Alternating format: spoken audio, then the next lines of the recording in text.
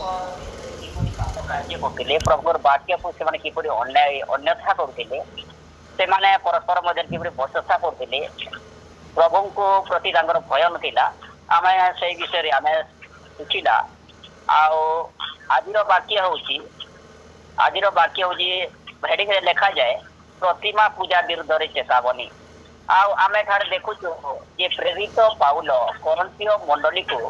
କଣ କରୁଅଛନ୍ତି, ସେ ଶିକ୍ଷା ଦେଉଅଛନ୍ତି ଯେ କରନ୍ଥୀୟ ମଣ୍ଡଳୀର ଲୋକମାନେ କଣ କରୁଥିଲେ, ସେମାନେ ଯଦି ବା ପରମେଶ୍ୱରଙ୍କୁ ଜାଣିଥିଲେ ତଥାପି ସେମାନେ କଣ କରୁଥିଲେ ସେମାନେ ଦେବ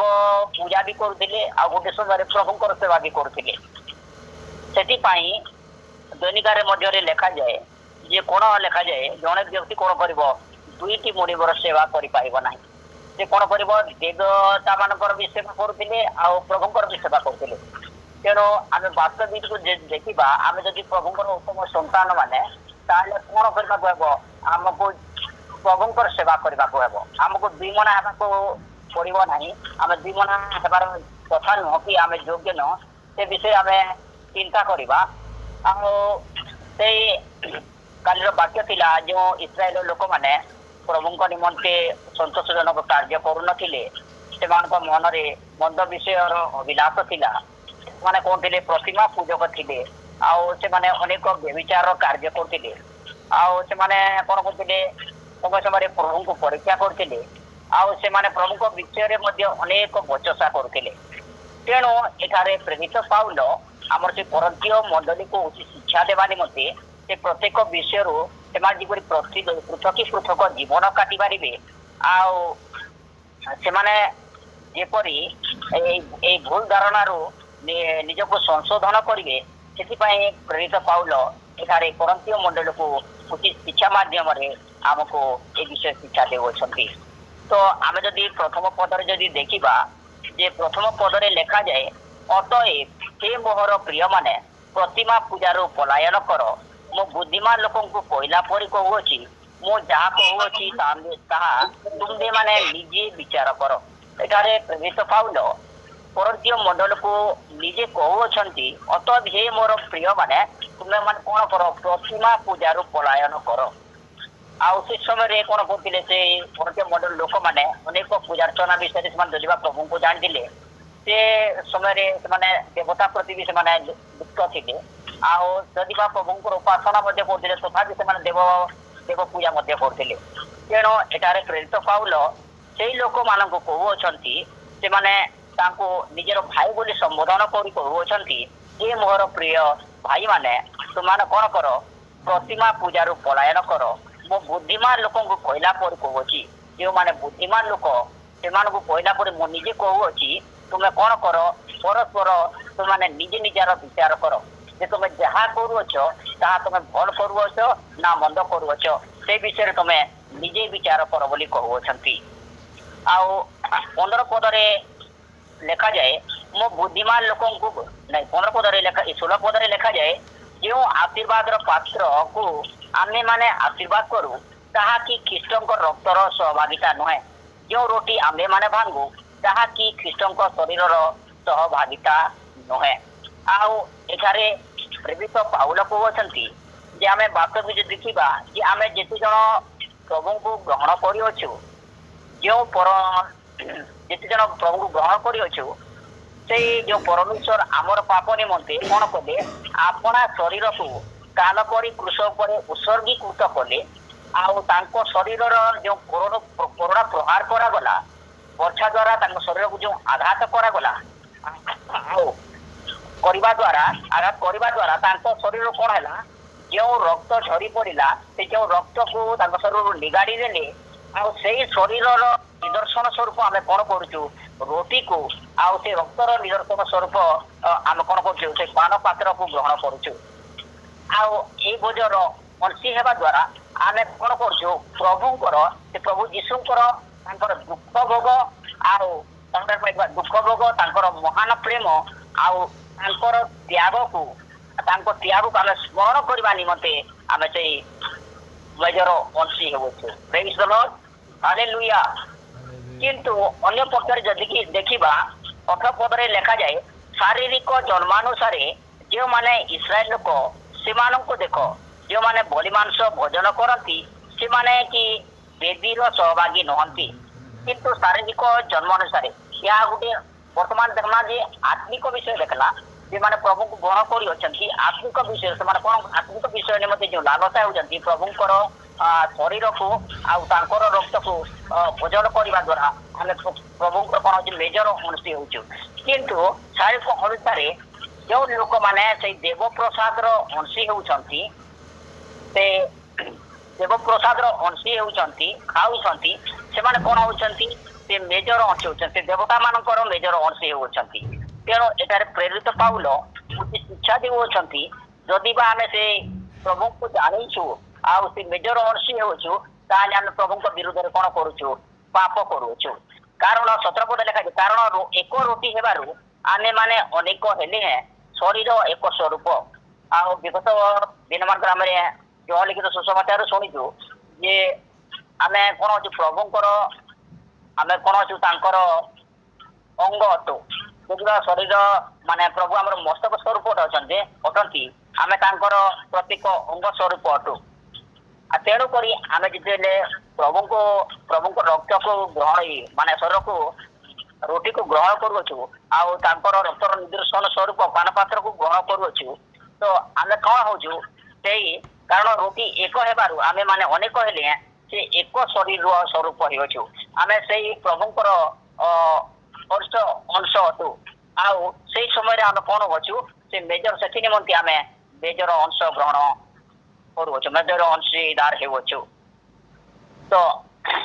आउ एठार देखंतु जे जो माने से देव पूजा करछन्ते देव पदार्थ विषय रे लिखा जाए जे मन ताहार अंशी होचन्ती से माने करछन देवता मानकर सहभागी होचन्ती तेणु 19 पद रे लिखा जाए तेबे देव प्रसाद बोली जे किछि बा अछि बा प्रतिमा बोली जे किछि अछि या कि मु कहूछि ना तो एटारे प्रेरित पाउल निजे स्पष्ट भाव में कहउछन्ती जे देव प्रसाद बोली जे किछि अछि आर प्रतिमा बोली जे किछि अछि से विषय में कहू नाही किंतु से विषय मु नहीं से बोली सेटा मु कहूछे ना बोली मु कहूछि जा से माने बोली रूपे उत्सर्ग करंती से माने ईश्वर को उद्देश्य रे उत्सर्ग न करी भूत मान को उद्देश्य रे उत्सर्ग करउछन्ती किंतु से देखिबा जे जो माने से देव पूजा करंती से माने से समय कोन करंती से प्रतिमा आमे देखि अनेक अनेक जगह रे आमे जे देखिबा जे अनेक अनेक जगह रे गुडे गुडे लोक माने कोन करजे निजर हस्त रे निर्माण करथिबे प्रतिमूर्ति बा बाजार रो किणी आनिथिबे आ से समय रे कोन करथिबे से मूर्ति पाखरे किबा से फोटो पाखरे से माने कोनथिबे के प्रत्येक बॉडी को उत्सर्ग करथिबे आ से विषय रे प्रेरित पाउल आमको शिक्षा देउछन्ती जे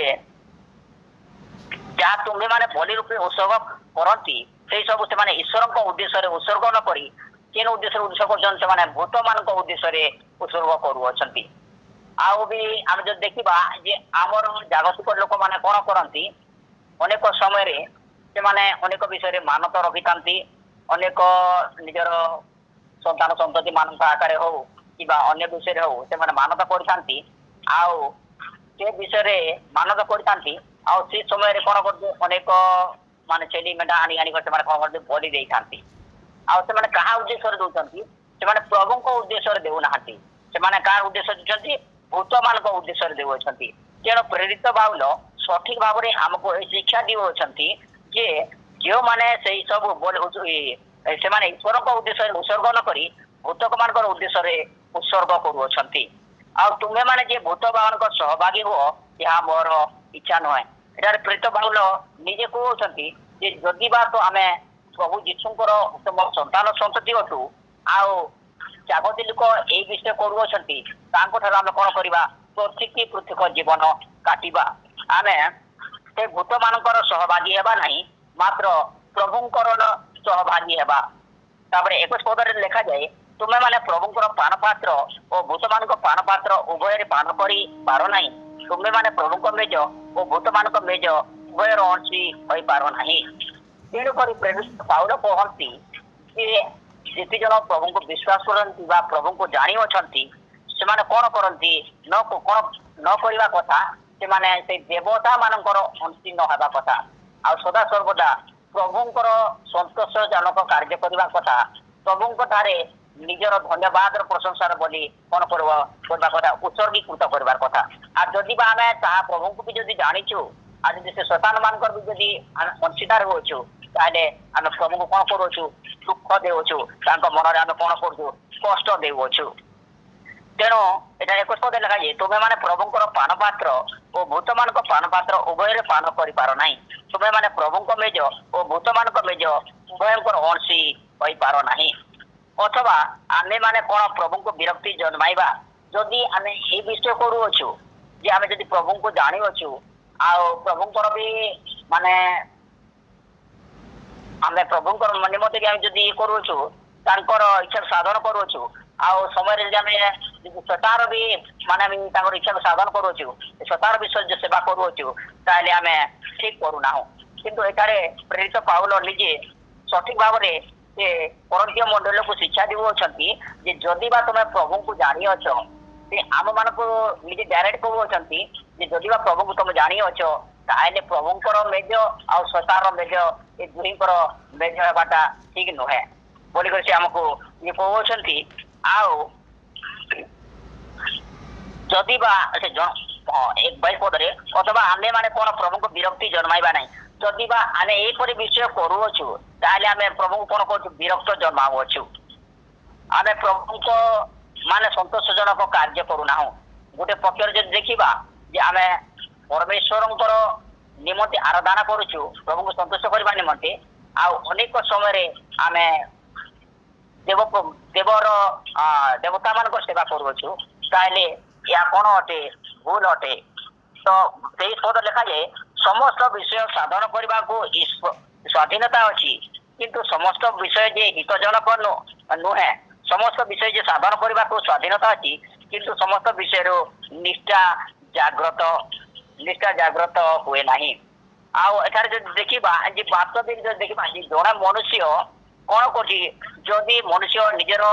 କର୍ମ ଅନୁଯାୟୀ ଇଚ୍ଛା ଅନୁଯାୟୀ ଯଦି କର୍ମ କରିବାକୁ ସେ ଚାହୁଁଅଛି ତାହା ସେଟା ତାକୁ ସ୍ୱାଧୀନତା ଦିଆଯାଇଛି ସେ କାର୍ଯ୍ୟ କରିବା ନିମନ୍ତେ ମାତ୍ର ଅନ୍ୟ ପକ୍ଷରେ ଯଦି ଦେଖିବା ଯେ ଜଣେ ଖ୍ରୀଷ୍ଟ ବିଶ୍ୱାସୀ ଯଦି ସେ ସ୍ୱାଧୀନତା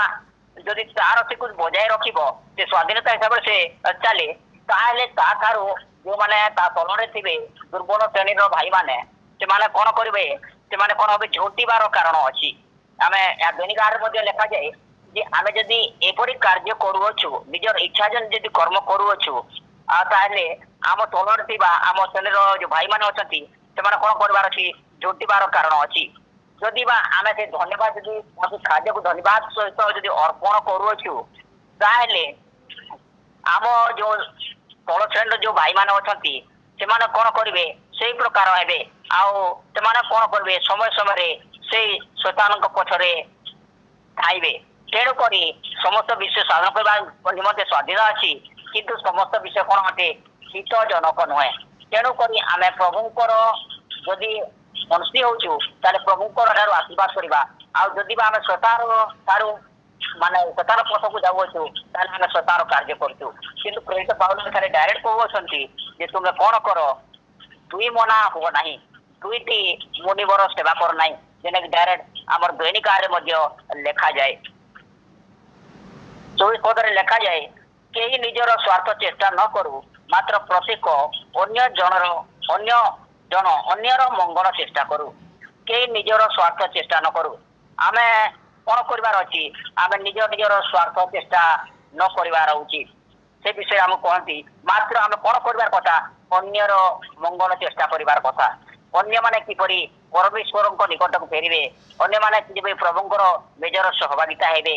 ଅନ୍ୟମାନେ କିପରି ମାନେ ପ୍ରଭୁଙ୍କୁ ଛାଡ଼ି ଦେଇ ସେମାନେ ଅନ୍ୟର ପୂଜା ଅର୍ଚ୍ଚନା ନ କରିବେ ସେ ବିଷୟରେ ସେ ଆମକୁ ଶିକ୍ଷା ଦେଉଅଛନ୍ତି ଆଉ ଗୋଟେ ଯୋଉ ସ୍ଥାନରେ ଦେଖିବା ଯେ ସେଠାରେ ଲେଖାଯାଏ ତୁମେ କଣ ସ୍ୱାର୍ଥପରତା ବା ଅସାର ଗର୍ବ ହେତୁ କିଛି କର ନାହିଁ ବରଂ ଯଦି କଣ କହୁଛ ଅନ୍ୟର ମଙ୍ଗଳ ଚେଷ୍ଟା କର ଆମେ ସବୁବେଳେ କଣ କରିବାର କଥା ଅନ୍ୟର ମଙ୍ଗଳ ଚେଷ୍ଟା କରିବାର କଥା ଆଉ 25 ପଦରେ ଲେଖାଯାଏ ବଜାରରେ ଯାହା ବିକ୍ରି ହୁଏ ବିଦେଶ ସକାଶେ କିଛି ନ ପଚାରି ତାହା ଭୋଜନ କର କାରଣ ପୃଥିବୀ ଓ ସେଥିରେ ଥିବା ସମସ୍ତ ବିଷୟ କଣ ଅଟେ ପ୍ରଭୁଙ୍କର ଅଟେ ପ୍ରଭୁ ଯେ ସମଗ୍ର ଜଗତର ସୃଷ୍ଟିକର୍ତ୍ତା ପରମେଶ୍ୱର ଅଟନ୍ତି आउ आमे बाजार रे जहाँ भी क्रय विक्रय करूछु जहाँ भी जिनिस माने क्रय विक्रय करा जाउती समस्त विषय कौन कर प्रभु सृष्टि कर तो तेणु 36 पदरे लिखा जाए जे अविश्वासी मानक मध्यरु जदि केही तुम मानक निमंत्रण करे आ तुमे माने जीवा को इच्छा कर तेबे जहाँ कि तुम मानक परिवेशन कर जाए विवेक सकाशे किसी न पचारि ता भोजन कर अनेक समय देखा जाए जे आम भाई माने कौन करती जदि बा से किसी कार्य करती कौन सी मेरेज हो कि अन्य किसी कार्य करती कौन करती आमको से खाइबा निमंते कि भोजन करने निमंते से आमको डाकती तेणु आम पिछने कौन कर कथा आम विवेक सकाशे आम किसी न पचार कथा आम जदि जीवार लगी इच्छा करूँ ताले आम न पचार कथा जे कौन कर माने क्यों विषय कर से विवेक सकाशे किसी न पचारि ता भोजन कर किंतु जदि कई तुम मान कहे या बड़ीश्वर पे उत्सर्गीकृत होती जहाँकि मु प्रथम कहूली जे कौन करती अनेक लोक से प्रकार पूजा विधि करती कहती जे आम अनेक विषय एपरी गोटे मानत रखीलु से मानत विषय आज गोटे बलि दौछू से आस प्रसाद भोजन कर कहसन से विषय जदि से जदि कहूचे आम क्या करवा जे से खाद्य के आम ग्रहण करवार कथा नहीं से आम से खाद्य को आम ग्रहण करवा कथा ग्रहण नहीं करवार कथा तेणु प्रेरित पाउल आमको डायरेक्ट ये शिक्षा दौरान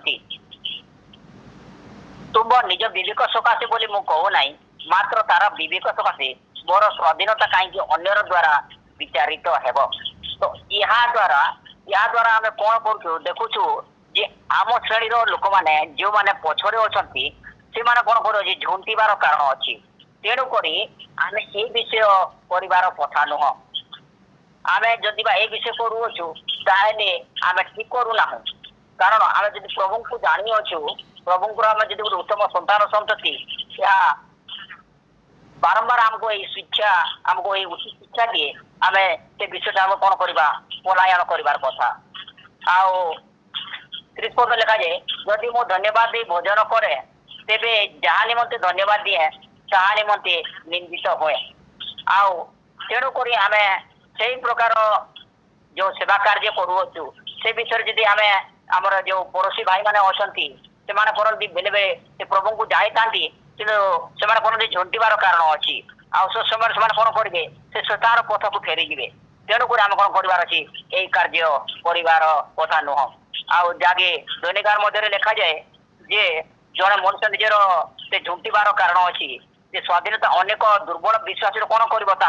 आत्मिक जीवन झुंटार कारण अच्छी तेणु धन्यवाद सह जो खाद्य भोजन करने आमर स्वाधीनता अच्छी किंतु आम जानी जानी से विषय कौन करी से देवता निकट उत्सर्गीकृत खाद्य कौन कर भोजन करने द्वारा आमर दुर्बल श्रेणी विश्वासी मान कौन अच्छी विघ्न कारण हो तेणु एठार कहती प्रेरित पाउल जे समस्त विषय कौन अटे हितजनक नुहे बोली कहते अतएव मोर भाई तुम्हें माने से 31 पदरे अतएव तुम्हें माने भोजन कर कि पान कर जहाँ किसी कर ईश्वर गौरव निमंते सब कर तेणुक आम कौन कर अच्छे आम जहाँ भी करूँ प्रभु को संतुष्ट कर कार्य करवार कथा तो प्रभु जितना गौरव पाइबे आम द्वारा जी गौरवान्वित महिमान्वित है आम से कौन करवार कथा जहाँ भी आम खाद्य पान करूँ जहाँ भी भोजन करूँ आम प्रभु निमंते करवार कथा लिखा जाए यहूदी बा ग्रीक बा ईश्वर मंडली कहारी झुंटार कारण हुआ ना जेपरी मुझे मोर स्वार्थ चेष्टा न करी अनेक परित्राण निमंते से मंगल चेष्टा करे जेपरी मुझे मोर स्वार्थ चेष्टा न करी तेणु आम कौन कर आम निजर स्वार्थ चेष्टा करवार कथा नहीं से आम निजर स्वार्थ चेष्टा न करवार कथा कारण अनेक परित्राण निमंते से मंगल चेष्टा करूँ तेणु आम कौन करवा कथा जेपरी अनेक भाई मान अच्छा से आम जपरी परित्राण कारण हो से परित्राण को प्राप्त हे से निमंते आम कौन करवार कथा मंगल चेष्टा करवार कथा आम से निमंते कौन करवार कथा से समस्त को संतुष्ट करने को आम उत्तम जत्न नेबार कथा से प्रभु किपरि बढ़ुअछन जो कार्यबार करुँच आम से विषय आम से कौन करवार कथा सचेतन करवार कथा ଆଉ 11 ଲେଖାଯାଏ ମୁଁ ଯେପରି ଖ୍ରୀଷ୍ଟଙ୍କ ଅନୁକାରୀ ତୁମେ ମାନେ ମଧ୍ୟ ସେହିପରି ମୋର ଅନୁକାରୀ ହୁଅ। ପ୍ରେରିତ ପାଉଲ କହୁଛନ୍ତି ଯେ ମୁଇଁ ଯେନ୍ତା ପ୍ରଭୁଙ୍କର ଗୋଟେ ଉତ୍ତମ ଅନୁକାରୀ ସେଇଭଳିଆ ତମେ କଣ କର ମୋର ଅନୁକାରୀ ହୁଅ। ଆଉ ସେମାନେ ପ୍ରଭୁ ଆମକୁ ତାଙ୍କର ଅନୁକାରୀ ହେବା ନିମନ୍ତେ ତାଙ୍କର ଉତ୍ତମ ସନ୍ତାନ ସନ୍ତତି ହେବା ନିମନ୍ତେ ତାଙ୍କର ପ୍ରତ୍ୟେକ ବିଷୟକୁ ତାଙ୍କର ସନ୍ତୋଷଜନକ କାର୍ଯ୍ୟ କରିବା ନିମନ୍ତେ ଆମକୁ ଶିକ୍ଷା ଦେଉଅଛନ୍ତି। ଆମେ କଣ କରିବା କଥା ସେ ଦୁଇଟି ମନିବର ଆମେ ଉପାସନା କରିବାର କଥା ନୁହେଁ ସେ ଦୁଇ ମନିବର ସେବା କରିବାର କଥା ନୁହେଁ ସେ ଆଉ ଆମେ ଯଦି ପ୍ରଭୁଙ୍କୁ ଜାଣିଅଛୁ ତାହେଲେ ଆମେ କଣ କରିବାର କଥା ଆମେ ପ୍ରଭୁଙ୍କର ସନ୍ତୋଷଜନକ କାର୍ଯ୍ୟ କରିବା। ଆଉ ଦୈନିକାର ମଧ୍ୟରେ ଲେଖାଯାଏ ଯେ ଅନ୍ୟର ହିତ ନିମନ୍ତେ କାର୍ଯ୍ୟ କରୁଛୁ କଣ ଈଶ୍ୱରଙ୍କ ରାଜ୍ୟର ଅଂଶ ହେବା ନିମନ୍ତେ ପ୍ରତ୍ୟେକ ଖ୍ରୀଷ୍ଟ ବିଷୟରେ ଲକ୍ଷ୍ୟ ହେବା ଆବଶ୍ୟକ। ସ୍ୱାର୍ଥପରତା ହୋଇ କେବଳ ନିଜର ଆତ୍ମାର ହିତ ସାଧନ ନ କରି କଣ କରିବା କଥା ଅନ୍ୟର ହିତ ନିମନ୍ତେ ଆମେ କଣ କରିବା ହିତ ସାଧନ ନିମନ୍ତେ ଆମେ ସଦାସର୍ବଦା ହେବାର ଅଛି ଯତ୍ନବାନ ହେବାର ଅଛି। ତ ଆଜି ଆମେ ଶିକ୍ଷା ପାଇଛୁ ଯେ ଆମେ ଈଶ୍ୱରଙ୍କୁ କିପରି ଭାବେ ଆମେ ଗୌରବ ଦଉଛୁ କି ଆମେ ଶୈତାନକୁ ଗୌରବ ଦଉଛୁ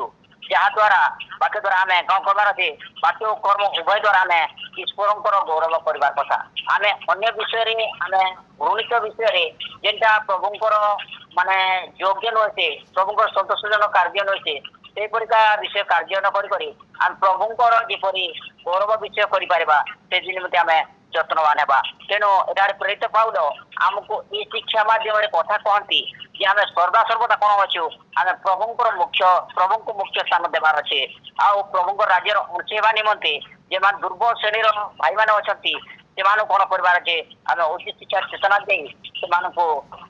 ପ୍ରଭୁଙ୍କର ନିକଟବର୍ତ୍ତୀ କରାଇବାର ଅଛି। ଆଉ ପ୍ରଭୁଙ୍କର ବାକ୍ୟ ନିମନ୍ତେ ଆମେ କଣ କରିବା ଯେ ଯତ୍ନବାନ ହେବାର ଅଛି ଯାହା ଦ୍ୱାରା ଆମେ ମଧ୍ୟ ଉଦ୍ଧାର ପାଇବା ଆଉ ସେଇ ଲୋକମାନେ ପ୍ରତ୍ୟେକ ମଧ୍ୟ ମାନେ